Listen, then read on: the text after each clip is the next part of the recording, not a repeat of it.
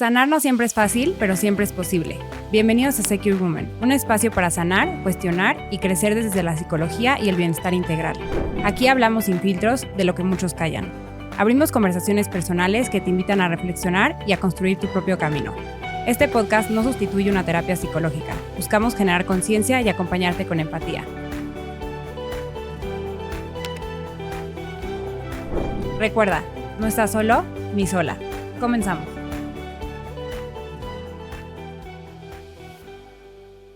Hola a todos y todas. Hoy tenemos el honor de tener de invitada a una mujer a la que admiro profundamente, Elisa Díaz-Canseco, mejor conocida como Shanti. Comunicóloga de formación y terapeuta holística y espiritual por vocación. Shanti ha dedicado más de 2 décadas a explorar, aprender y compartir herramientas de sanación profunda a través de tradiciones ancestrales, terapias energéticas, constelaciones familiares y sabiduría femenina. Pero antes de convertirse en guía, fue ella misma quien necesitó luz en su camino. Shanti es sobreviviente de violencia y su historia profunda y poderosa y transformadora será compartida en otro episodio al que queremos darle el espacio y tiempo que merece. Hoy hablaremos desde otro lugar, el de la sanación. Vamos a conversar sobre cómo las constelaciones familiares le ayudaron a ver y transformar patrones ocultos, sobre cómo muchas mujeres arrastramos heridas ancestrales que nos hacen repetir vínculos de dolor, sobre la codependencia, sobre el camino de regreso al amor propio. También tendremos una dinámica sorpresa para que se queden al final.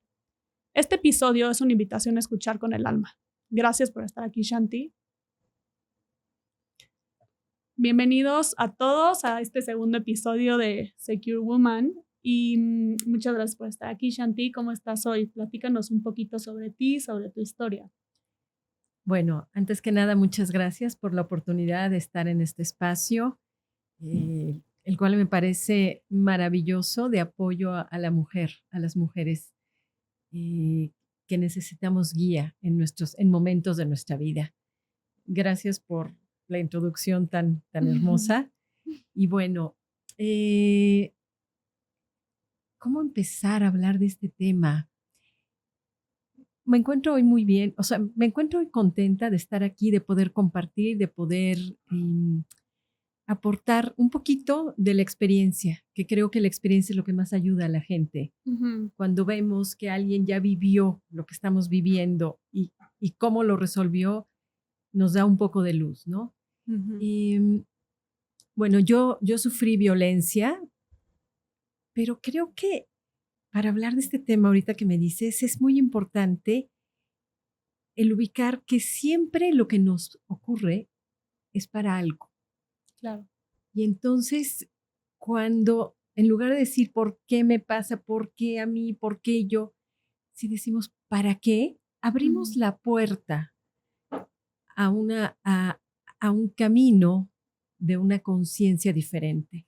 Yo creo que todas las experiencias que nos ocurren en la vida nos llevan a una evolución en la conciencia. Y a un aprendizaje. Y a un aprendizaje. Entonces, en la medida en que obtenemos ese aprendizaje, lo integramos y nuestra conciencia despierta un poco más, es que podemos pasar a otro episodio. Si no aprendemos la lección, volvemos a vivirla. Y entonces estamos ahí como el ratón dando vueltas y vueltas y vueltas y no salimos. Entonces, más que decir por qué a mí, por qué me pasó, que yo lo dije en muchas ocasiones, o sea, no voy a decir que nunca dije, ay, ¿para qué no? No. Muchos dicen, ¿por qué a mí? ¿Por qué? Claro, es lo natural en el momento. Sí, pero creo que en algún momento de luz decir, ¿para qué? ¿Cuál va a ser el aprendizaje que voy a tener? Y hablo en cualquier evento, una enfermedad, todo tiene un aprendizaje. Y cuando integramos ese aprendizaje, cuando la conciencia aprende el aprendizaje, ya no se repite. Si no, lo volvemos a repetir. Efectivamente, yo tuve violencia en mi matrimonio, en el único matrimonio que he tenido y que me marcó muchísimo. Muy brevemente yo platicaré que yo me casé con un extranjero. Me casé porque me embaracé. Me embaracé, pues, realmente muy rápido.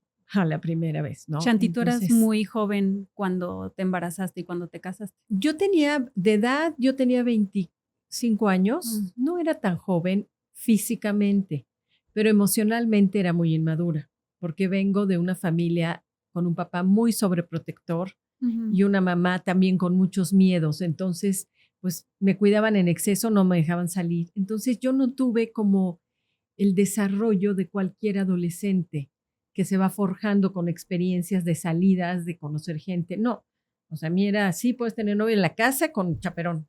Claro, Entonces, ¿qué vas a aprender así? no aprendía nada. Entonces, emocionalmente yo era muy inmadura. Yo tendría emocionalmente 15 años.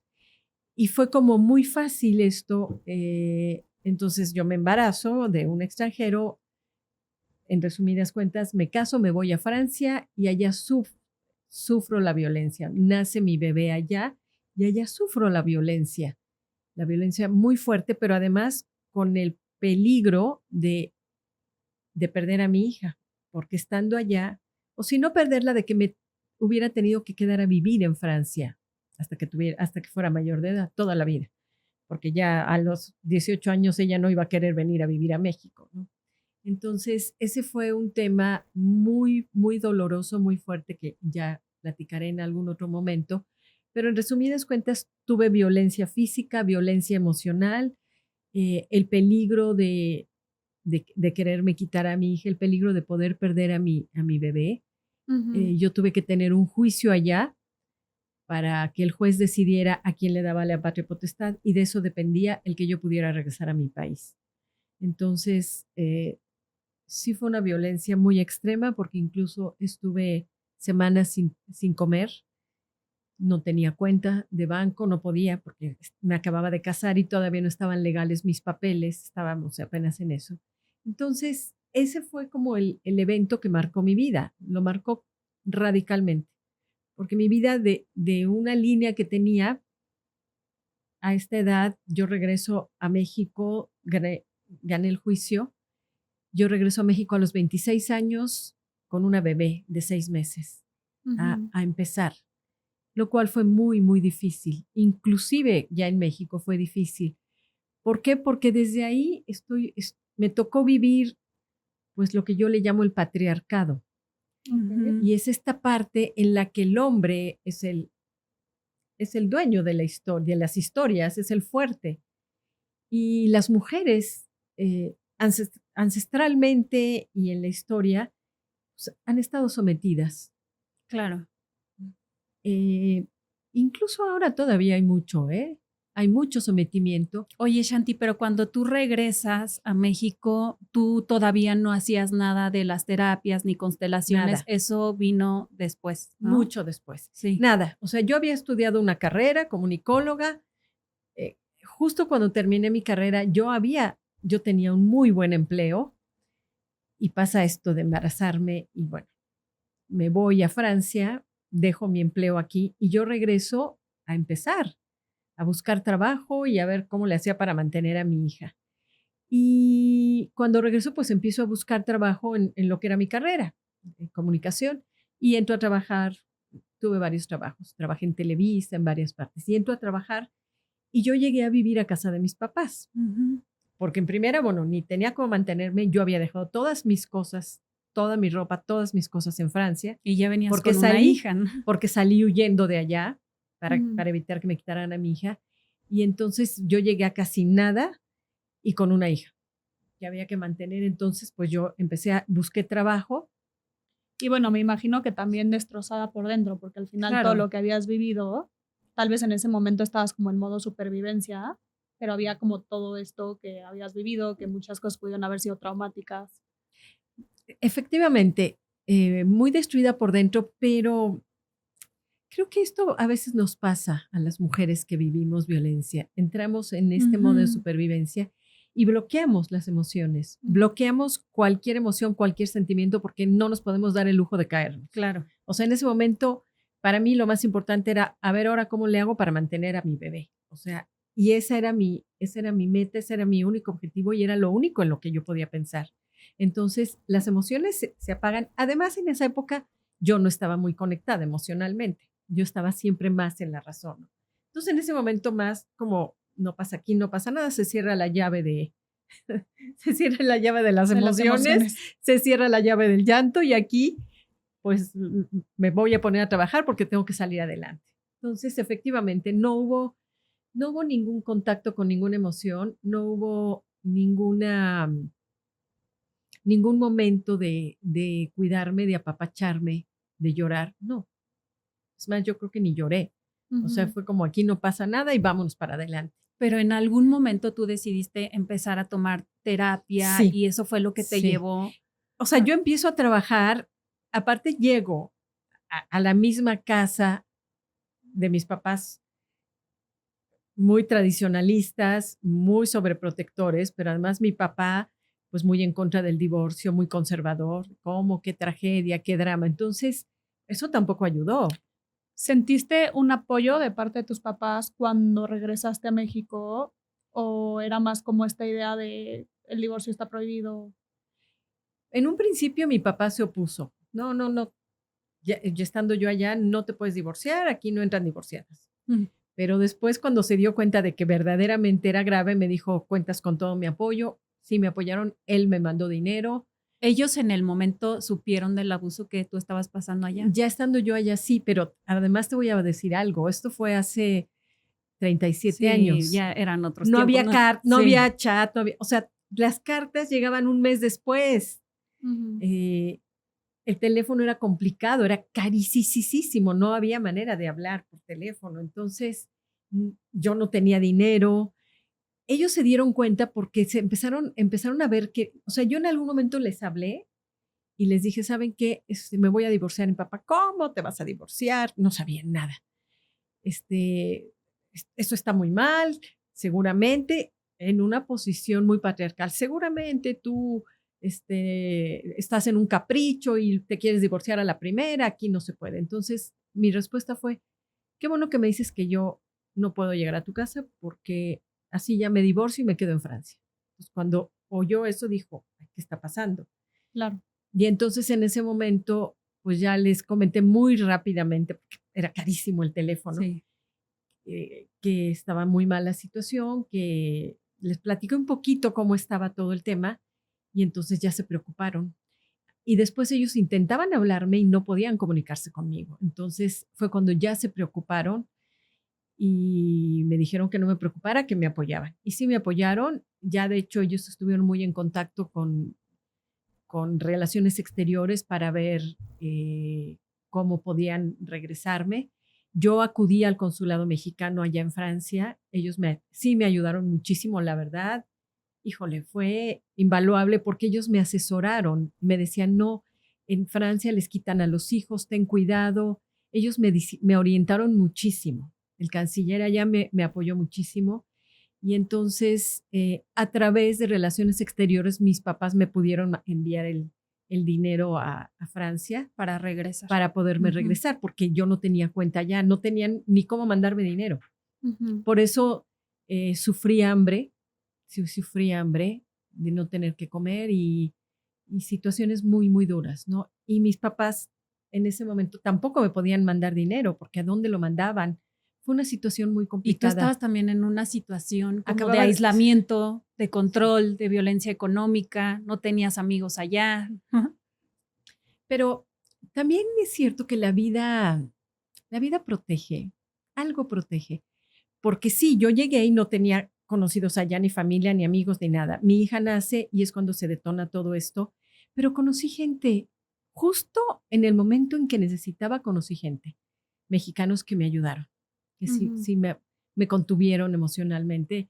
Mexicanos, una gran amiga que tengo todavía que vive en Monterrey, que la amo, seguimos en contacto, sigue siendo mi gran amiga y ellos me ayudaron mucho allá. Por eso creo que es muy importante que cuando uno vive violencia no perder la esperanza, no perder la fe, no pensar que no hay salidas. Siempre hay salidas. Claro. Y lo digo yo, que estaba en otro país, sin Sola. conocer gente, recién parida, mi bebé tenía un mes, muy vulnerable, muy débil físicamente. La familia de él, aunque primero fue muy linda conmigo, es cierto que cuando hay un divorcio, Todo apoyan cambia. al hijo. Claro. Siempre. es su hijo. O sea, y mi suegra había sido muy linda conmigo y yo decía, ay, ellos me van a ayudar, no es cierto. La familia del esposo sí te puede querer mucho mientras están juntos, pero el hijo es él o la hija es ella, ¿no? Entonces, pues sí, la familia en contra.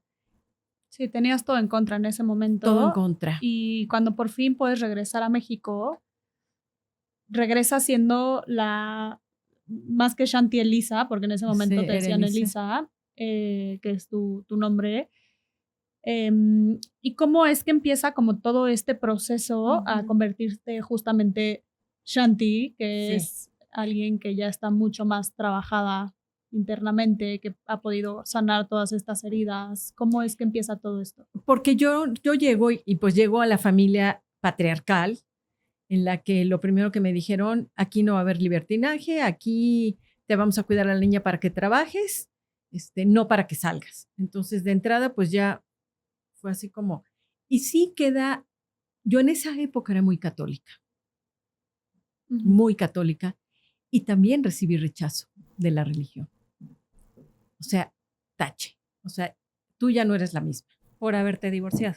Por ser divorciada. O sea, ya no eres la misma, pues ya tienes una categoría diferente, ¿no? Eso sí lo sentí mucho en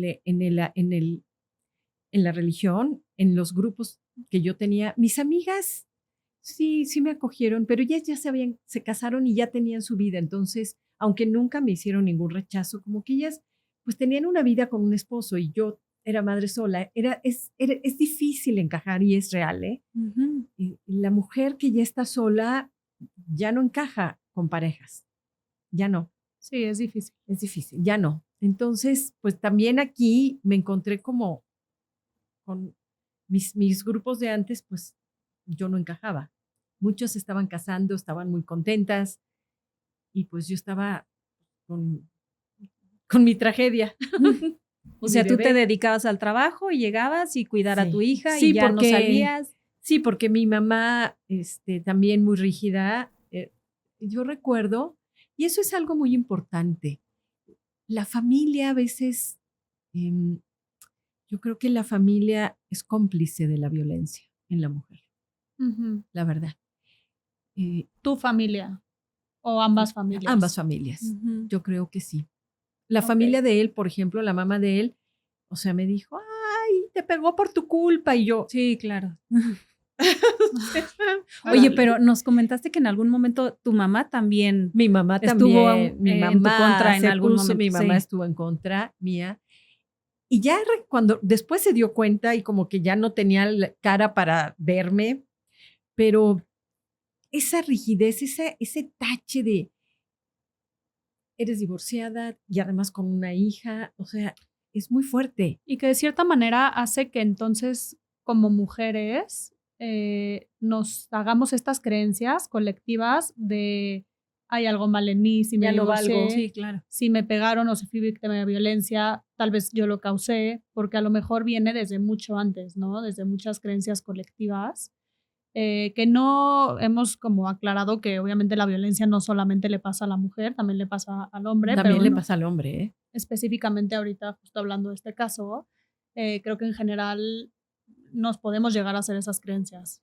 Y además, una situación de este tipo, sobre todo en esa época, creo que ahorita ya es diferente, afortunadamente. Ya está más normalizado. Pero en esa época el divorcio era, híjole, divorciada, qué horror. Alguien me dijo un día, las divorciadas son carne de cañón. Y yo me quedé así de, también, y con una hija, alguien me dijo también, bueno, es que por lo menos si no hubieras tenido hija, pero bueno, tienes una hija y eso es un lastre. Y yo así. Entonces, todas esas palabras, todas esas afirmaciones, pues lo que hacen es que la autoestima se vaya al piso. Claro. O sea, no hay manera. O sea, y entonces es, a ver ahora cómo me protejo para que esto no me vuelva a pasar. Y les voy a decir algo, tan me protegí que no me volví a casar. O sea, pero ¿en qué momento decidiste entonces, ya voy a sanar, quiero trabajar en mí? Yo empiezo a trabajar en mi trabajo. Primero era lo primero, la chamba y la lana para mantener a mi hija. Y ya que estaba un poco estable, hubo un momento en que yo dije, necesito ver en qué momento cambió mi vida. ¿Qué pasó? Ujú. O sea, porque de mi vida que venía pues planeadita de alguna manera, yo dije, ¿cómo cambió? O sea, ¿en qué momento llegó a donde estoy? Yo viví en casa de mis papás 5 años. Ahí mi hermano, el menor, me ayudó muchísimo porque pues a mí no me dejaban salir, ¿no? Y un día ellos estaban más jóvenes que yo y ellos estaban en plena adolescencia de salir y a ellos ya los dejaban salir. Mi hermana salía con mi hermano el pequeño, entonces, y salían con primos y todo. Entonces un día pues yo nada más los veía que se iban, ¿no? Pero yo no había tenido adolescencia porque a mí no me dejaron salir. Claro, por ser de, Era bueno, la de primera. la primera. La primera me los tocó papás todo. Sí, son más duros, claro. con más miedos. Ujú. Y entonces un día mi hermano, el pequeño, mi mamá le dijo, era un viernes, creo, ¿y qué van a hacer? Y dijo mi hermano, no, nos vamos a ir a tal lado y vamos a ir a un karaoke, uno como karaoke, y vamos a ir a tal lado, y qué padre. ¿Y quién va a ir?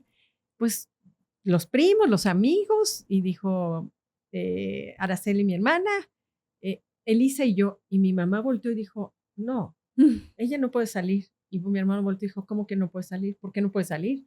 Ujú. Si está joven. Porque ¿quién le cuida a la niña? Y mi hermano volteó y le dijo, pues tú. Pues tú.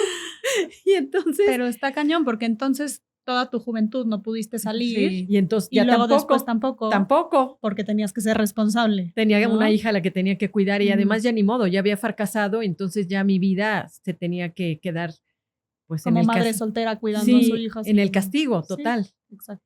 Y entonces pues salía yo, me rescataron mis hermanos y yo salía con ellos. Y luego a mi hija se la dejaba unas tías y así, porque luego mis papás ya tampoco podían.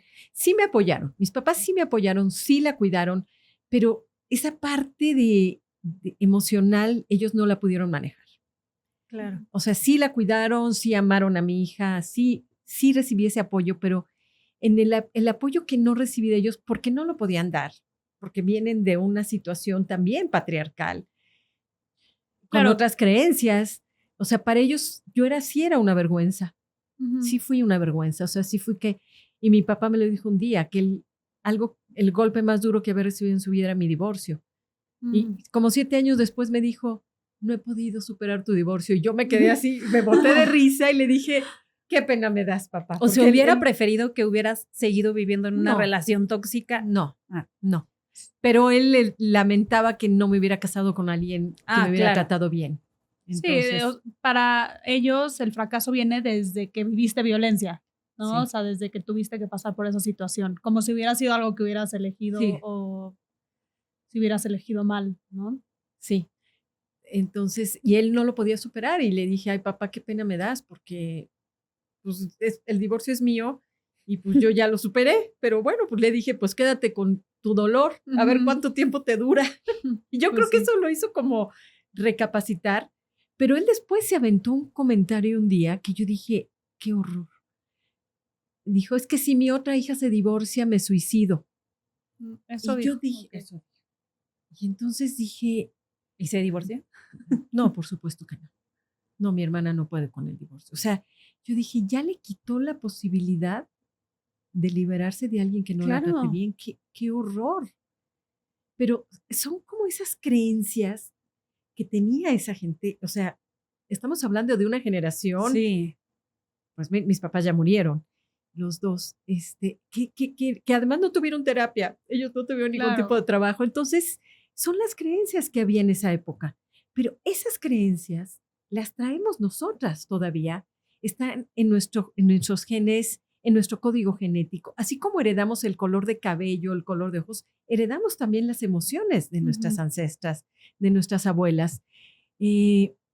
Esto fue algo que a mí me hizo como decir, a ver, yo me cuestionaba mucho, porque mi papá era muy conservador, muy tradicional, pero mi papá era muy lindo. Ujú. O sea, papá cero violento, cero, o sea, jamás, ni siquiera nos regañaba. O sea, a mí creo que me regañó 2 veces, pero ya fue adolescente y por cosas del novio y cosas así, ¿no? Pero mi papá, si yo reprobaba, no, hijita, vente, y me abrazaba, no pasa nada, y hasta, vamos acá, te firmo para que tu mamá no se dé cuenta. O sea, yo no tuve un papá violento.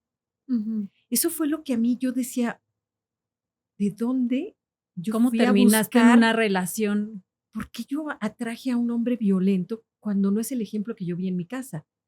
Pero también, ojo, eso me ayudó a mí a salir rápido. Quien tiene un padre violento es muy difícil, es mucho más complicado que Repetimos Que salga de patrones. una relación porque así. esa es la manera de amor que la mujer conoce. Y es muy difícil salir de ella. Se necesita hacer mucho trabajo interno para salir. O sea, yo salí porque yo dije, esto no es lo normal. O sea, yo nunca vi esto en mi casa. O sea, mi papá era puro amor. Sí, en Claro. realidad saliste muy rápido. Fue un Sí, poco más de un año. Yo ¿no? menos de un año. Sí. Yo no llegué al año. Ah, O sea, yo a sí. los 11 meses ya estaba legalmente separada. Pero fue gracias a que mi papá nunca fue violento. Mi papá era puro amor. Es que al final del día todo es aprendido. Entonces, si tú viviste una vida violenta, viste eso, cuando tú lo vives es lo que toca, es lo que es. Pero Es lo que es. Si nunca lo viviste, desde el principio sabes que está mal. O A sea, lo mejor te esto cuesta no es lo salir, normal. pero sabes Sí, que no es normal. yo cuando fue el primer golpe dije, esto no es lo normal y esto no va a cambiar. Fue lo primero que pensé. Dije, esto no va a cambiar, me tengo que separar. Ahí yo dije, se acabó el tema. Y ya vino todo lo demás, ¿no? Pero yo pude salir gracias a esa parte, ¿no? Claro, cuando regreso me encuentro con un papá tradicional que había sido sobreprotector y que me quiso seguir sobreprotegiendo, ¿no? Que también eso inhabilita a la mujer.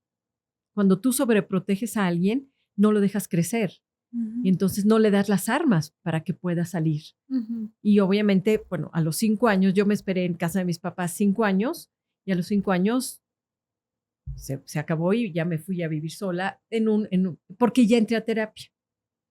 Okay. O sea, yo hubo un momento en que uno de mis jefes me dijo, métete a terapia y entré a terapia y a partir de las 3 primeras terapias empecé a tener cambios fuertes. ¿Cuál fue la primera terapia a la que fuiste? Hipnosis. Okay. Hipnosis. Y incluso fueron mis papás en alguna sesión y mi papá muy, muy patriarcal, o sea, muy amoroso, muy protector y todo, pero muy patriarcal, ¿eh? O sea, está mal ella, o sea, culpándome a mí de todo. Muy fuerte. Y mi mamá también, o sea, mi mamá más comprensiva, pero también juzgaba. También juzgaba. Entonces, o sea, yo lo que veo es que las mujeres de verdad cuesta arriba salir adelante porque no tenemos alianza. Hay mucho juicio para las mujeres. Sí. Y para las mujeres que sufren violencia hay mucho, mucho juicio. Entonces, es un tema en el cual la mujer se siente muy sola. Hay mucha soledad. Y yo me sentí muy sola cuando llegué, porque mis amigas, pues ya todas con sus parejas, la religión que yo pertenecía, pues ya tampoco pertenecía. Mi familia, fuera de mis hermanos y mis primos que sí, pues mis papás era como, hay que tener cuidado porque a ver ahora con qué va a salir. Pero O sea, aparte ya estabas criando a una hija tú sola. Sí. Entonces, hay mucha soledad. Hay mucha soledad y hubo un momento en que yo dije, incluso, obviamente la autoestima estaba en el piso. Entonces, ya a nivel profesional, sin autoestima tampoco hay mucho chance, ¿no? Te afecta en todas las áreas. En todas las áreas. O sea, si no valgo, pues no me va a ir bien en nada.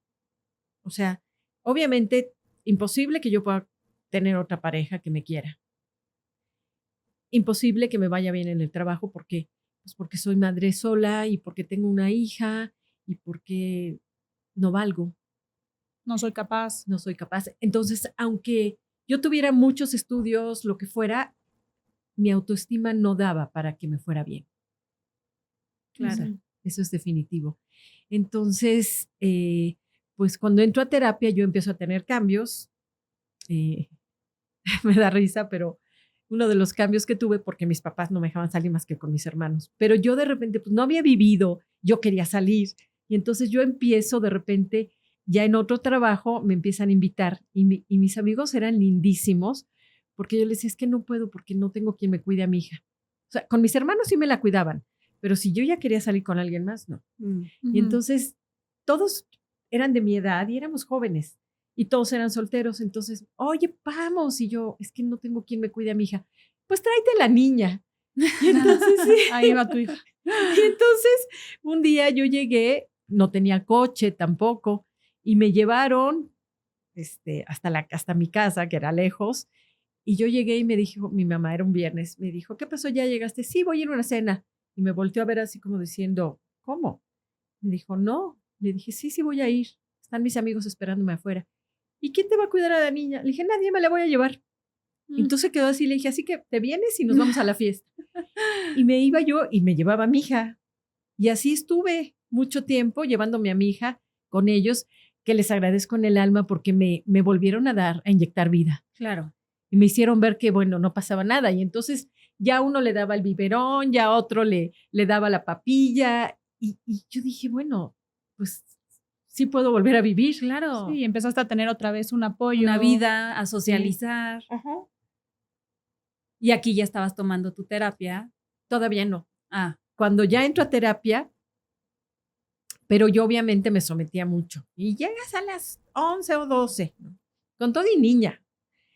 Y entonces después cambio de trabajo y empieza un chico detrás de mí y todo. Y empiezo a agarrar más la fiesta. Y después de la terapia, de la tercera terapia, cuarta terapia, me acuerdo que organizaron una fiesta con un piano que se acababan de comprar un amigo y nos agarró la bohemia y llegué a mi casa a las 5 de la mañana. Cuando vi la hora dije, pues sí, pues me dijeron que me fuera, que esa era una casa decente y yo hasta me reí porque dije, pero si lo único que hice fue estar cantando, caray. No, todavía le dije a la esposa de mi amigo, háblale a mi papá, por favor, y dile que estoy aquí, que compraron el piano, y le habló, pero ya no hubo remedio. Entonces me dijeron, aquí no, estas cosas aquí no se dan, te vas de la casa. Y ahí es cuando te independizas y, Ujú. te Y vas me a voy vivir de la sola. casa, agarré a mi hija y me fui. Un primo me dio hospedaje y me fui ahí y me dijo, porque yo me iba a ir a un hotel, pero yo tenía trabajo, es la ventaja. Entonces mi primo me dijo, no, como a un hotel te vienes acá y bueno, todo se dio. Cuando realmente uno empieza a cambiar y a crecer, todo cambia. Porque en ese momento busqué, pues yo no tenía para rentar un departamento porque necesitaba aval y todo eso, no tenía. Busqué y encontré un cuarto para poderme ir en un principio, que literalmente era un cuarto en la azotea. Y ahí empecé a vivir, pero luego me quedé sin trabajo. Y mi hija ya la tenía yo en un colegio muy importante, de una colegiatura muy alta, y me quedé sin trabajo. oye, ¿y nunca recibiste apoyo de su papá No, el en ese papá momento? nunca dio un peso, nunca. Entonces ahí sí fue un periodo difícil, en el que me deprimía mucho y en el que no sabía, y fue una de las crisis económicas que hubo en México, pero no regresé a casa de mis papás. Me aguanté y las puertas se abren. Cuando uno realmente desea, las puertas se abren. Sí tuve depresiones muy fuertes y en ese momento, bueno, justo cuando ya se me estaba acabando el dinero, encontré trabajo. Y entonces ahí ya tuve un departamento, ya renté un departamento, fue un banco y entonces tenía préstamo para muebles, entonces todo me cambió. Y ahí ya fue cuando yo ya me independicé y empecé ya más estable a criar a mi hija. Y a mi hija la metí desde los 5 años a terapia, porque yo sí no quería que ella repitiera esta historia. Y ya después hubo un día en que yo dije, a ver, ¿en qué momento se desvió mi vida? Y es cuando ya empiezo en un trabajo más profundo. Entré a semiología de la vida cotidiana, que me cambió la vida, era Cuarto Camino, y bueno, para mí todo cambió. Y de ahí ya empecé como a profundizar en todos estos temas. Entré mucho en la parte espiritual, entré a trabajar mucho con Osho, el trabajo de Osho. De hecho, me hice terapeuta de la escuela de Osho, me encantó. ¿En qué consiste Osho? Osho es un maestro espiritual que, pues, del siglo pasado, porque en 1980, 70, 90, él muere en el 91, creo. Y él trabaja, él hace meditaciones activas que son maravillosas y otro tipo de meditaciones también, pero él trabaja mucho la terapia mezclada con la meditación. Y entonces tiene unos frutos tremendos, porque hace que uno pueda accesar mejor al inconsciente y poder conectar mucho. Y Osho es mucho de liberar emociones. Tiene una meditación que es la dinámica, que es maravillosa, es catártica. Entonces, la dinámica quita cualquier depresión y cualquier problema. Osho, y que justo tú llevabas mucho tiempo reprimiendo emociones, teniendo que sobrevivir, entonces me imagino que al entrar a todas estas dinámicas fue un momento muy importante en el que empezaste a liberar todo. Que muchas veces no es fácil, a veces se siente bien, pero muchas veces también tienes que contactar con emociones que no habías contactado antes y puede llegar a ser muy difícil. Entonces, ¿cómo fue tu experiencia cuando ya empezaste justo a contactar con esta parte? ¿Empezaste a descubrir cosas tal vez que no habías visto antes? Sí, empecé a descubrir muchas cosas. Y Osho trabaja, la formación de Osho. Con Osho estuve muchos años.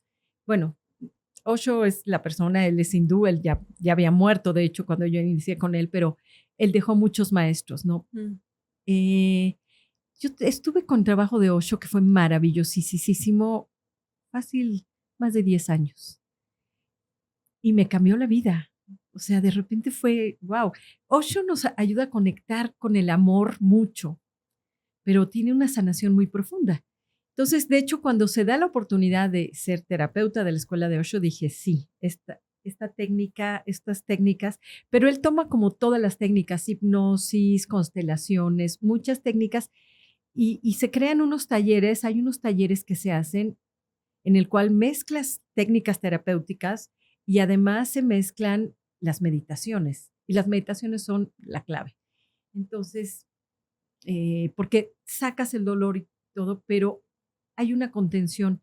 Y cuando entras en la meditación, como que toda esa energía se integra de una manera diferente. Yo, de hecho, hacía la dinámica diario, que era la catártica, y eso diario la hacía. Osho decía, y es real, porque yo sí lo hice en algunas veces, si tú haces la dinámica 21 días, cambia tu vida. Y sí cambia. O sea, yo tuve así, el día 21, cosas que yo quería trabajar, el día 21 se daba un cambio y yo, wow.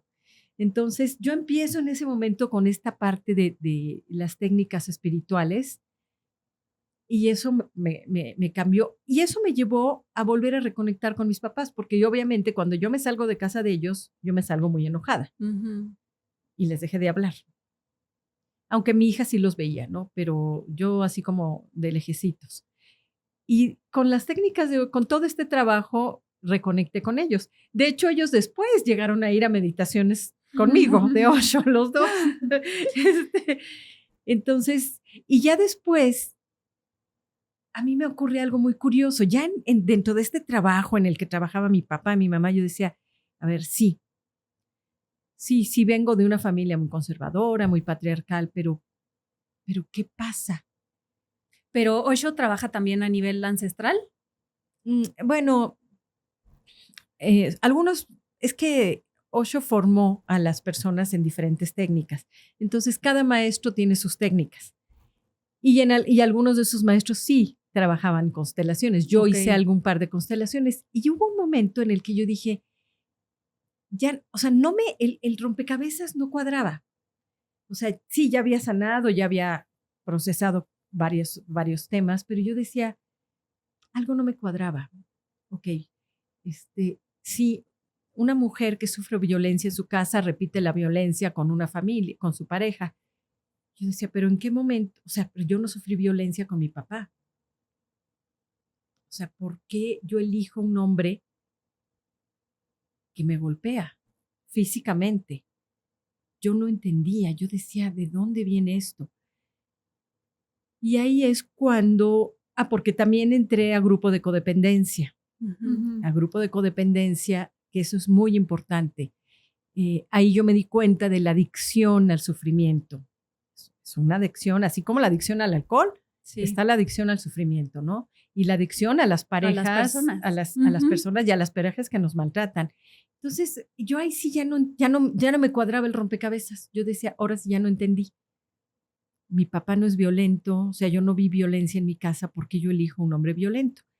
Yo, en alguna constelación a la que fui, ahí es donde entras al mundo de las constelaciones familiares. O sea, pero entonces las constelaciones ya tienen mucho tiempo y yo las conozco no de tanto tiempo. Sí, ya tienen tiempo. Ok. Y han ido surgiendo nuevas versiones de la manera de hacer constelaciones. Ya tienen muchos años. Pero yo de repente dije, ¿en qué momento? O sea, yo empecé a tratar como muchas técnicas. Muchas para ver qué pasaba y para seguirme conociendo y seguir trabajando en mí. Y en alguna constelación a la que fui, que esa fue individual, no fue grupal, con personas, a la hora que vemos al personaje que me representaba a mí, que era una figura, me dice la terapeuta, oye, ¿ya te diste cuenta? Platícame de la historia de tu abuela materna. ¿Y tú la sabías? Mi abuela materna murió antes de que yo naciera. Entonces yo no la conocí, no había ningún vínculo con ella. Con mi abuelo materno no había vínculo, me caía muy gordo porque golpeaba a mi abuela. Pero yo sí sabía, o sea, cuando me dice, platícame de tu abuela materna, yo me quedé así, le dije, no, pues es una tragedia su vida porque pues mi abuelo era alcohólico y la golpeaba físicamente. Eso sí, mi mamá me lo había platicado, ¿no? Pero incluso es algo que es muy impactante. O sea, mi mamá justificaba a su papá. Sí, es que así era en esa época. Sí. O sea, yo le decía, ese viejo maldito, no le digas así a mi papá. Y yo, ¿cómo de que no? Si golpeaba a tu mamá. Hasta lo podrían llegar a admirar, ¿no? Sí. Pero mi papá tenía su lado bueno. O sea, y mi papá fue buen papá. Y yo, o sea, yo chocaba mucho con ella. No, le decía, fue un desgraciado. No le digas así a mi papá. O sea, el respeto al padre era como, pues es mi padre, no importa si golpeaba a mi mamá. O sea, pues a mi padre yo lo respeto. Y todas sus hermanas igual, ¿eh? O sea, justificaban al papá. O sea, sí golpeaba a mi mamá, pero era mi padre y merece respeto. Entonces, sí, o sea, es muy fuerte. Y entonces cuando yo empiezo a narrar la historia, me dice ella, mira cómo tú estás mirando, tu personaje mira a la abuela materna. Y yo me quedé viendo la figura y dije, wow, sí es cierto. Me dijo, revisa tu historia y la historia de tu abuela materna. Oye, Shanti, para todos los que no sepan qué es una constelación familiar, ¿cómo podrías explicarnos de manera sencilla qué es y cómo funciona? Mira, una constelación familiar es replicar algún asunto que traiga una persona que no entienda. Por ejemplo, voy a poner un ejemplo diferente. Una persona que no encuentra trabajo, ¿no? Que se le complica la parte de trabajo. Hay varias técnicas para hacer constelaciones. La grupal, que es con personas. Por ejemplo, la persona, el consultante se sienta y elige a personas de su familia, alguien que represente al padre, alguien que represente a la madre. Se puede poner a alguien que represente al trabajo, al éxito. Y entonces empieza, la energía de esas personas entra de verdad en la persona, en los representantes, porque de hecho se les pide permiso para representar, por ejemplo, al papá. Y la energía del papá entra porque es un campo morfogenético. Se replica ese campo energético que había en la familia en ese momento, se replica en esta historia al pedir el permiso y las personas decir sí.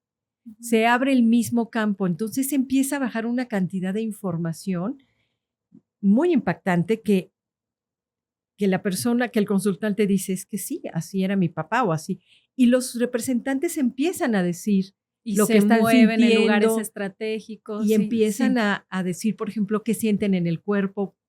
Vemos en una constelación grupal con personas, lo primero que se les pregunta es ¿qué sientes? ¿Cómo sientes en el cuerpo? ¿Qué sientes en el cuerpo? Entonces la persona empieza a decir, ay, me duele esto, o siento miedo, o siento... Siempre hay sensaciones y de ahí se empieza a desarrollar y para lo que sirve es como para que el consultante vea el origen. Hay muchas veces, hay muchas lealtades que tenemos. Si supiéramos las lealtades que tenemos, bueno, tenemos lealtades hacia toda nuestra parte ancestral. Entonces, por ejemplo, si hay una enfermedad en la familia, por amor tomo la enfermedad de mi papá o tomo la enfermedad. Entonces, y que obviamente es a nivel inconsciente, porque es algo que no quisieras conscientemente todo es ser leal. Estamos manejados por nuestro inconsciente, lamentablemente, en un gran porcentaje. Por eso el traer conciencia, eso es lo que nos va ayudando. Y yo ahí me di cuenta de esa parte en la que yo estaba repitiendo la historia de mi abuela materna, no nada más en esa parte, en muchas áreas, ¿eh? Pero la constelación solo te ayuda como a identificar o también puedes sanar de alguna manera. Mira, sí sanas. Porque es a nivel energético. Te ayuda a ver, También se puede hacer individual, o sea, puede ser la grupal y la individual se hace o con figuras o con objetos, sí. Te ayuda a mirar, por lo menos ves.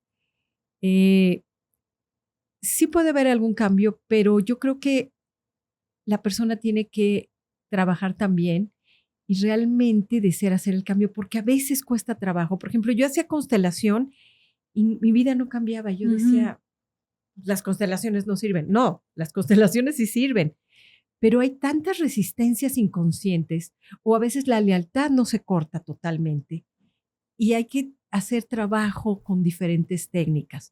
Yo justamente en consulta me ha tocado varios pacientes que constelan, pero una parte de lo que me dicen es, en la constelación me enseñó y me dijeron lo que quería trabajar, pero ahora lo traigo aquí a terapia porque ahora lo quiero trabajar, ¿sabes? Sí. Entonces lo que yo hago muchas veces, o sea, yo no estoy peleada con eso, es como súper, ve, hasta me ayuda. Sacamos temas, da información.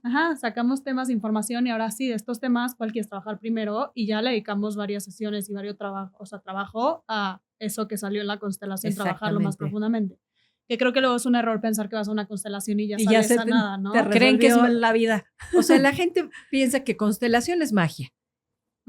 Sí ha habido casos, es que depende de la persona. Yo siento que depende del momento en el que está el alma de la persona. Yo siento mucho que el alma, como soy terapeuta también floral de flores de Bach, y Edward Bach decía, hay que sanar el alma. Hay que sanar, la medicina sana el síntoma, no la enfermedad. Entonces, yo creo que mucho depende del momento en el que esté la persona.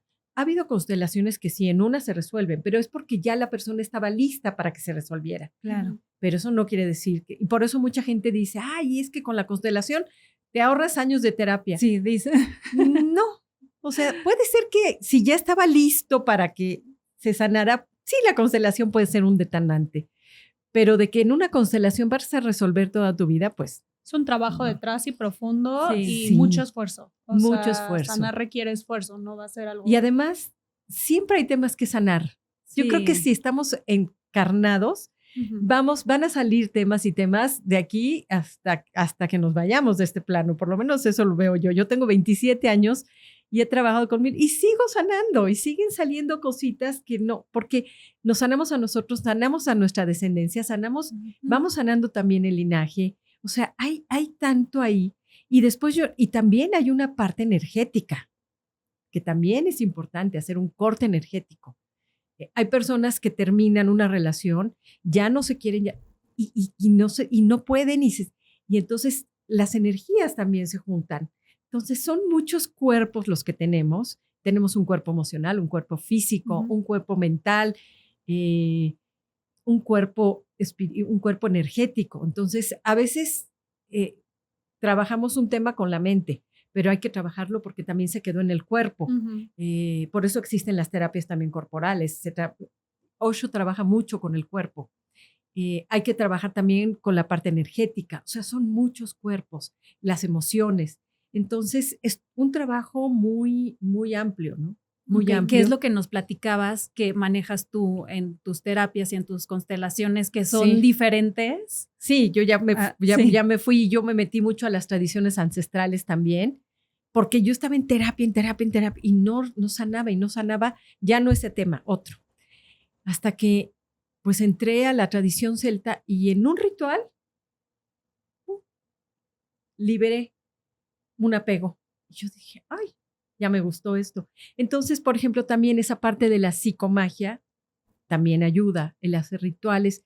Es un trabajo con muchas técnicas y dependiendo ahora sí que de la intensidad o de la dificultad de la situación, es como hay que trabajarla, ¿no? Hay muchas técnicas que nos pueden ayudar. Yo creo que a cada quien le va llegando la técnica que necesita. Lo importante es abrirse. Oye, Shanti, ¿qué le dirías a una persona justo que se está dando cuenta que está repitiendo tal vez patrones inconscientes o que vienen de otras personas en su familia que ahorita nos pudiera estar escuchando y que se identifica?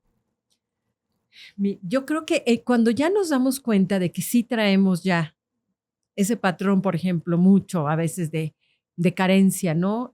Que si el papá no le fue bien y al abuelo tampoco y todo. Si ya lo estoy viendo, yo diría que sí se trabaje a un nivel ancestral. Una constelación puede ayudar, pero también para mí, a mí las constelaciones no me ayudaron en su momento tanto, me ayudaban a ver, pero a veces se queda en la mente. Entonces, hacer un tipo de trabajo diferente. A mí me funcionaron muchísimo los rituales. Que los adaptaste a las constelaciones. Sí, yo hago mucho trabajo ritualístico, así, muchísimo. Incluso, bueno, yo estoy iniciada en la tradición celta, en la tradición de los queros, en varias tradiciones, pero ya también conectarnos con las energías que hay en la tierra también nos ayuda. Por ejemplo, llega el otoño y ¿qué hacen los árboles en el otoño? Tiran las flores. Se empieza a morir la naturaleza. Y entonces en esa época no se puede trabajar la abundancia. Okay. O sea, ¿cómo vamos a trabajar la abundancia? Y yo de repente veo las redes y van a hacer un ritual de abundancia en noviembre y digo, Dios santo. O en enero. En enero la gente se pone a hacer rituales de abundancia. Sí. Eso es una desconexión. ¿En serio? Porque todo el mundo ubica como que está empezando el año. Estamos en enero, es invierno. Nos basamos en el calendario gregoriano, pero estamos desconectados de la naturaleza y de la tierra. Y entonces la gente en enero le va mal, o sea, las ventas bajan. ¿Por qué? Porque la energía de la tierra es invierno, es baja. ¿Qué pasa en invierno? Entonces la gente en enero se apanica. Sí. Es que va a ser un año durísimo, me está yendo muy mal, mis ventas están muy mal. O sea, a mí algunos pacientes me dicen y les digo, a ver, ¿por qué dices que te va a ir mal? Porque ya empezó el año, les dije, el año gregoriano, pero eso no es la energía de la tierra. Estamos en invierno. ¿Qué pasa en invierno? Los osos, todos los animales se duermen, la naturaleza está muerta. Y estamos desconectados y desde la mente con miedos. Entonces, yo sí diría, hay que conectarse más a la tierra, a la naturaleza, y a la gente que ubique sus patrones, sí buscar ayuda. Una constelación ayuda y ver como la técnica que les pueda funcionar. Algo que también habíamos hablado antes es esta parte del amor propio. O sea, creo que todo esto que estás hablando, que son herramientas y posibilidades para trabajar finalmente a lo que queremos llegar, ¿no? O sea, a lo mejor habrá algunas cosas que le funcionen a unas personas, otras herramientas que le funcionen a otras. El chiste es ir probando también y ver qué te funciona, en qué crees, o sea, todo eso. Pero finalmente a lo que queremos es llegar a sanar, a tener amor propio. ¿Tú qué opinas de eso? Yo creo que esa es la clave. O sea, ¿cómo podemos evitar la violencia? Amándonos, aprender a amarnos, y cuesta mucho trabajo. Claro. Porque todo lo que oímos siempre es negativo. Pero ¿cómo podemos aprender a amarnos? Primero, conocernos. Y admitir que tienes un problema, ¿no? Porque si no, ¿cómo vas a querer trabajar en ti? Claro. Por ejemplo, en el grupo de codependencia está el programa de 12 pasos. El primer paso es admitir que tengo un problema y que mi vida se ha vuelto ingobernable. Claro. Y 2, ya como en el programa de 12 pasos entregamos todo a un poder superior, ¿no? Sí. Es como, yo no puedo, entrego las riendas a Oye, un poder que ahí superior. yo también estuve en un grupo de codependencia y el poder superior no tiene que ser necesariamente Dios, ¿verdad? No, cada quien, incluso me encanta porque en una sesión que fui, pero de un AA, decían, el poder superior puede ser un ventilador. Sí. O sea, algo en lo que creas que tenga más fuerza que tú. Y eso es, el programa de 12 pasos, por ejemplo, a mí, algo que le veo un beneficio es que a lo mejor hay personas que no tienen acceso a una terapia porque no tienen los recursos económicos. Yo ahí sí les recomiendo muchísimo que busquen Al-Anon, es un grupo excelente. Se requiere tener familiares alcohólicos, pero todos tenemos familiares alcohólicos. Pero hay grupos, yo entré también en un grupo de codependencia que se llama CODA y no también necesitas pagar y ya las terapias, bueno, más bien las pláticas son por Zoom. Entonces es muy accesible. Exacto. Está Al-Anon, que tiene muchísimos. Al-Anon yo recomiendo mucho porque tiene muchos grupos. Sí. CODA lo conozco también, pero no hay tantos grupos.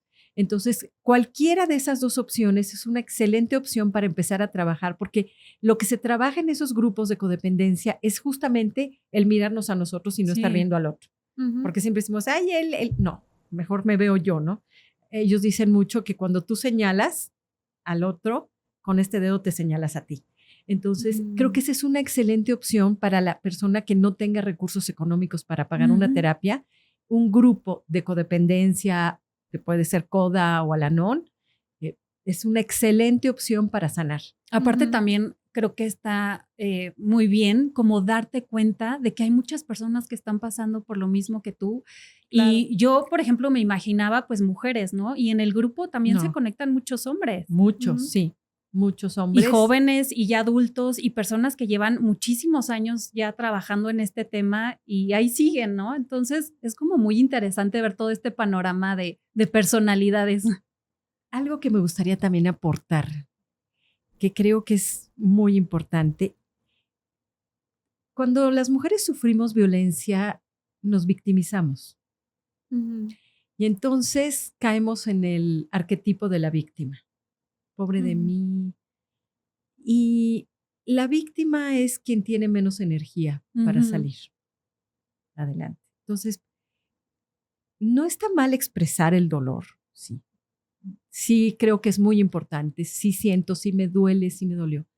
Pero caer en el rol de yo fui la buena y él fue el malo, creo que no es tampoco tan sano, porque en una relación hay dos. Sí. Y aportaron los dos. Y si llegó a haber violencia, también la mujer aportó. O hasta dónde permitió que siguiera esa violencia, ¿no? Pero creo que para mí un momento de una insanación tremenda fue cuando me preguntaron, ¿y tú qué le hiciste? Y yo, nada, yo me portaba muy bien. Pero empecé a trabajar en mí y dije, no, yo aporté a la relación esto. Incluso no poner límites es una aportación. Claro. No amarme. Hay muchos puntos, pero también las mujeres tenemos una sombra con la que no conectamos. Y también a veces hay agresiones pasivas. Entonces, cuando yo tengo algo, dicen el perdón, y yo como que en el perdón no me encanta, porque siento que el perdón es mi postura, pero hablo desde el perdón de yo lo voy a perdonar. Esa parte no hablo de que el perdón sea malo, no, pero el yo voy a perdonar me pone a mí de víctima y también me pone en una posición arriba. Creo que el perdón se da cuando liberamos ese dolor y podemos comprender el aprendizaje que nos vino y el por qué llegó esa persona a nuestra vida y lo que nosotros aportamos, nuestra responsabilidad. Sí, me encanta esto que dices y justo también lo hablábamos en el episodio pasado, que no se trata justo de hablar desde un pobre de mí que yo viví esto sino responsabilizarte y decir justo también cómo yo pude haber sido parte de este problema. Claro. desde, como dices, permitir cosas, no poner límites, desde no ver banderas rojas también antes de entrar a una relación, en algunos casos. Y también, como dices, a veces tenemos este comentario agresivo pasivo que hace que el otro detone y lo que se ve es el otro siendo agresivo completamente, pero el comentario de antes fue un poco picando. Entonces, claro, responsabilizarnos creo que también es lo más importante.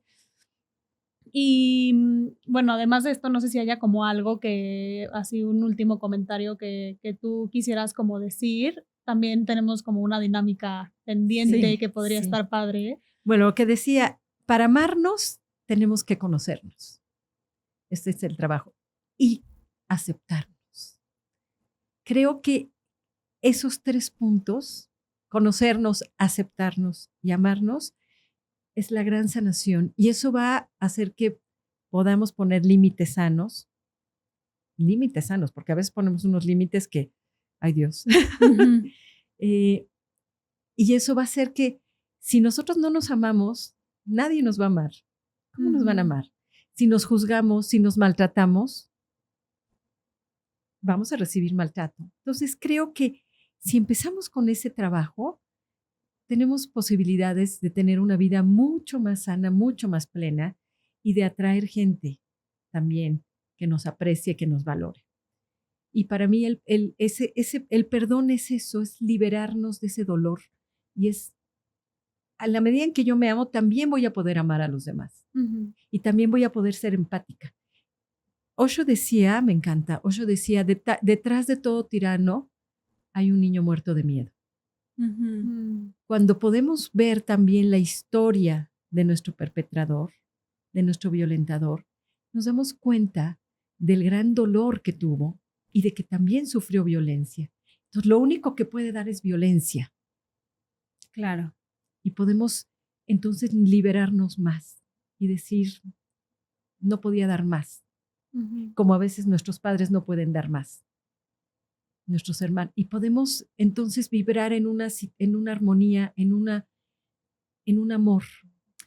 De entendimiento y no solo de aceptación a ti mismo, sino de aceptación a los demás. A los demás. En la medida en que nos amamos más y nos tratamos mejor, podemos amar más a los demás y tratarlos mejor y comprender, ya no juzgar. El juicio también acaba. Nos juzgamos a nosotros y juzgamos al otro. Y entonces empezamos a tener una vida más desde el amor y no tanto desde el juicio. Buenísimo. Ay, qué interesante.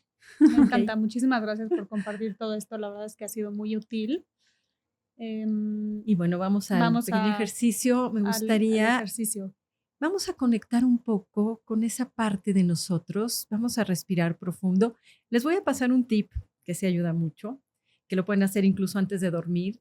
Vamos ahorita para poder conectar más, porque traemos a veces tantas cosas en la cabeza y el tráfico, el trabajo, el estrés, que quiero meditar y en lugar de meditar las piernas me tiemblan y estoy. Entonces, un ejercicio muy bueno es, y también cuando tengan un dolor o algo fuerte que les haya pasado, van a voltear su cabeza del lado derecho, lo voy a hacer yo, van a inhalar profundo, van a retener el aire, exhalan girando la cabeza hacia el lado izquierdo, pero visualizan que de su respiración sale fuego. O sea, si tienen, por ejemplo, algún problema, visualizan el problema aquí enfrente de ustedes, hacen eso, inhalan, retienen, exhalan, giran y se imaginan que con ese aire que sale, que trae fuego, se quema esa imagen. Eso a lo que nos ayuda es a conectar. Esto no es de terapia, esto es ancestral. Se llama recapitulación. Entonces, lo vamos a hacer ahorita 3 veces como para podernos centrar un poco, pero eso lo pones antes de dormir. Entonces, con eso queman lo de la noche, lo del día, y ya se limpian para poder dormir mejor. Buenísimo. Entonces, giramos nuestra cabeza al lado derecho, inhalamos, exhalamos. Sin respirar, vuelven a girar su cabeza al lado derecho, pero sin inhalar. Inhalan.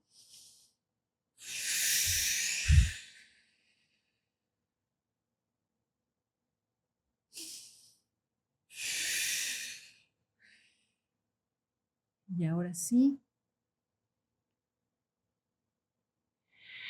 cerramos los ojos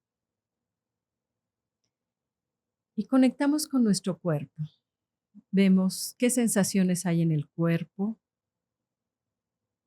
cómo nos sentimos. Le preguntamos a nuestros pies cómo están, cómo se sienten, ¿están cansados? ¿Están dormidos? Inhalamos profundo y mandamos una respiración de amor a nuestros pies. Volvemos a inhalar y mandamos una respiración de amor a nuestras pantorrillas y les preguntamos cómo están. Vamos a nuestras rodillas y nuestros muslos. Inhalamos. Les mandamos una respiración de amor a nuestras rodillas y muslos. Y comenzamos a sentir esa sensación de nuestras piernas. Vamos ahora a preguntar a nuestra cadera, a nuestros genitales, a nuestros órganos, colon, ¿cómo están? Inhalamos y mandamos una respiración de amor. Vamos a nuestro tronco que tiene nuestro estómago, intestinos, páncreas, hígado. Inhalamos y mandamos una respiración de amor. Vamos a nuestro pecho, pulmones, corazón. Y vamos a inhalar profundo. Mandamos una respiración de amor a todos nuestros órganos. Vamos a nuestros hombros, nuestros brazos, antebrazos, manos. Inhalamos, mandamos una respiración de amor. Nuestro cuello. Vamos a preguntarle cómo está. Inhalamos y mandamos una respiración de amor a nuestro cuello. Vamos a nuestra cabeza. Vamos a inhalar y vamos a mandar una respiración de amor a nuestra cabeza. Vamos a prepararnos, vamos a liberar toda la basura que tenemos energética en el cuerpo. Los queros le llaman la jucha. Y vamos a visualizar que de nuestra coronilla tenemos nuestro chakra 7, que para los queros es el ojo 7, el ñahui 7. Vamos a visualizar cómo se abre y vamos a visualizar cómo del centro de la galaxia comienza a bajar una cascada de luz muy fuerte, muy profunda, que entra por nuestra cabeza, limpia nuestro cerebro, limpia todos nuestros pensamientos y comienza todos esos pensamientos, esas preocupaciones, esos miedos que están ahí, comienzan a moverse, a despegarse con esta cascada de luz que baja del centro de la galaxia, y estos pensamientos se convierten en un humo negro que comienza a ser desplazado hacia abajo por la cascada de luz. Y esa cascada de luz limpia nuestros ojos, nuestro cerebro, nuestras cejas, nuestro cabello, nuestra nariz, nuestra boca, limpia toda nuestra cabeza y sigue bajando y el humo negro sigue bajando. Y la cascada de luz baja ahora a nuestro cuello, baja a nuestros hombros, nuestros brazos, nuestros antebrazos, nuestros codos, nuestras manos. Y sale el humo por nuestras manos. Y esa cascada baja ahora a nuestro tronco, baja por nuestros pulmones, los limpia. Nuestro corazón baja, baja, baja. Inhalamos. Permitimos que la cascada siga bajando. Siga bajando y el humo negro baja. La cascada llega ahora a nuestro páncreas, nuestro hígado, nuestro intestino delgado, nuestro intestino grueso, nuestro estómago, limpiando todas esas energías, todos esos miedos, esas emociones que están ahí atoradas y bajan, siguen nuestro colon, todos nuestros órganos y bajan ahora a nuestros genitales, nuestra cadera, limpian nuestros genitales y el humo ya está ahora en nuestras piernas, el humo negro. Y sigue bajando la cascada de luz, limpiando. Sientan la diferencia entre la parte superior de su cuerpo y las piernas, que tienen todavía la densidad. Seguimos inhalando y baja esa cascada hacia nuestros muslos, llega a nuestras rodillas, limpia nuestras articulaciones, baja a nuestras pantorrillas, baja a nuestras piernas. Y pedimos ahora a la tierra, a la Pachamama, que absorba toda esa densidad. Y vemos cómo todo el humo negro, toda la densidad baja y entra a la tierra. La Pachamama, la tierra, la tierrita, la Pachamamita, absorbe esa energía la puede absorber, es un abono, es un fertilizante que le va a ayudar a hacer bosques. La Pachamama transmuta esa energía. Y entonces sigue la cascada y sigue saliendo toda la densidad por nuestras piernas. Inhalamos profundo, una inhalación profunda, exhalamos y mandamos toda la densidad a la tierra.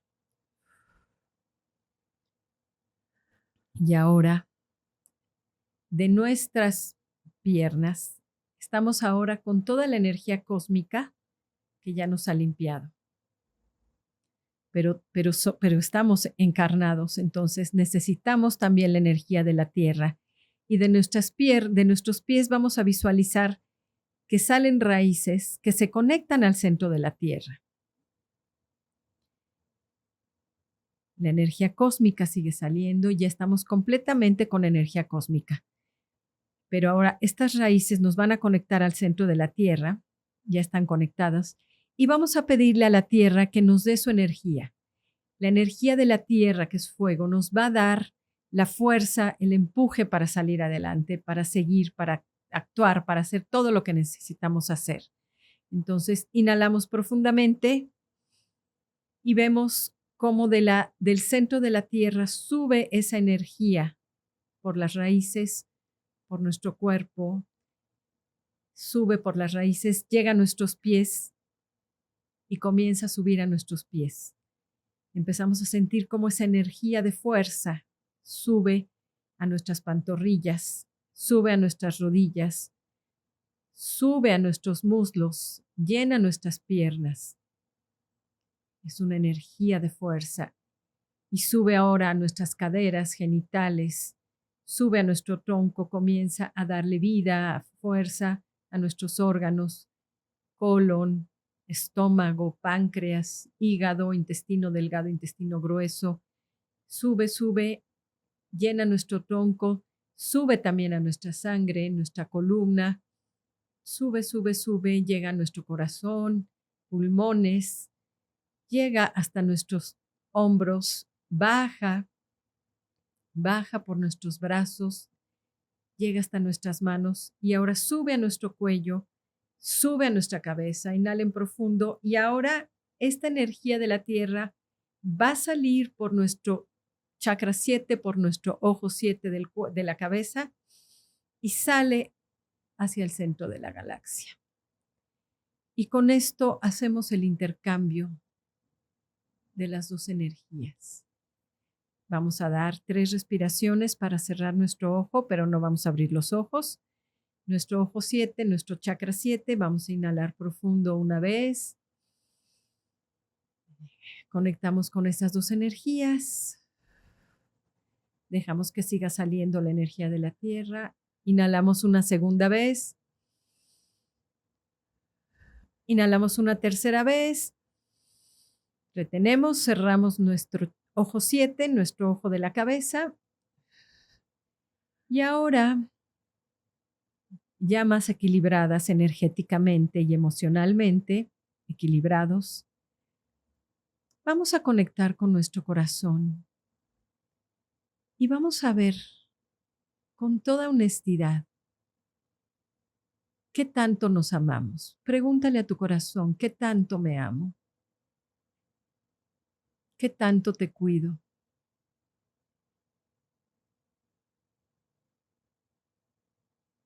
¿Qué necesitas?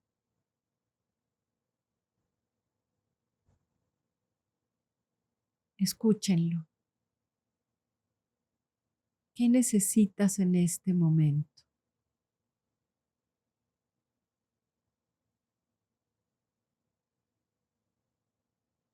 ¿Qué necesito? ¿En qué estoy fallando para amarme? ¿En qué necesito rectificar? ¿Qué necesito hacer? ¿Cómo me puedo demostrar amor?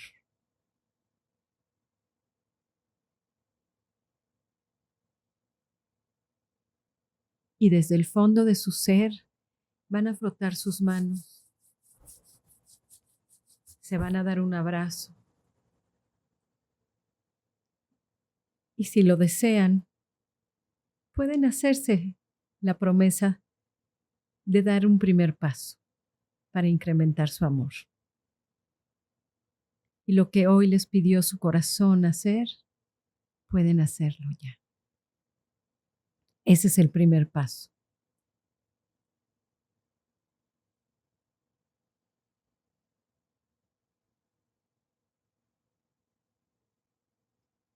Vamos a cerrar, vamos a frotar nuestras manos. Las vamos a llevar a nuestros ojos. Vamos a inhalar profundo con los ojos cerrados. Inhalamos y hacemos giros con nuestros ojos hacia la derecha. Exhalamos. Inhalamos. Giros con nuestros ojos hacia la izquierda. Exhalamos. Inhalamos profundo, retenemos el aire. Abrimos nuestros ojos y retiramos nuestras manos. Ay, padrísimo, me encantó. ¿Cómo se siente? Ay, muchas gracias, Shanti. No. Sí. Oye, ya para cerrar este episodio, sabemos que tú estás dando terapias, das Sí. talleres Sí, voy y a aparte darte tienes tu cursos. negocio de aromaterapia y flores de Bach. Si Sí. quieres comentarnos tantito de esto. Sí, tengo una empresa de productos de aromaterapia y flores de Bach. Al final de cuentas, todas las vivencias eran para mi misión de vida y eso Claro. también es importante. Conforme conectamos con el alma y la misión de vida, todo se abre. Yo sé que todo lo que yo he vivido ha sido por eso, para eso. Tengo productos, soy terapeuta floral, entonces tengo una empresa de productos de aromaterapia, flores de Bach. Sí doy terapias con diferentes técnicas y estoy también ya dando talleres. El primero que voy a dar va a ser justo el amor a nosotros mismos. ¿Estos talleres los das presenciales, en línea o cómo los das? Yo creo que van a ser algunos en línea. De repente he hecho algunos presenciales. Estamos como en eso, ¿no? Como yo tengo la empresa, esta parte de los talleres la había yo pospuesto, ya empecé. Y sí, algunos serán presenciales en los cuales meto meditación, pero en todos los talleres, sean por Zoom o presenciales, incluyo técnicas terapéuticas, meditación y psicomagia. Vamos a rituales. dejar tus redes Sí. sociales y la página de tus Sí. brisas para que... Y mi WhatsApp, Sí. mi WhatsApp es 55 35 00 42 48. Ok. Y mis redes tengo shanti.mx y lankari.mx. Creo que Igual son. ahí las Igual dejamos las en la ponemos. descripción. Sí, porque Sí. no me las sé de memoria, la verdad. Ay, pues Ok, no y ahí te tenemos pueden más que contactar. agradecerte. No. Gracias a ustedes. Muchas gracias por compartir todo este conocimiento con nosotras y bueno, y con todo el público. Espero que les sirva y yo lo único que les digo a quienes sufren violencia, se puede cambiar. Muchas gracias. Muchísimas gracias. Gracias a ustedes. Pues Listo. este es el segundo episodio de Secure Women. Nos vemos para el tercer episodio y muchas gracias, Shanti, por estar aquí con nosotros. Gracias a ustedes. Gracias.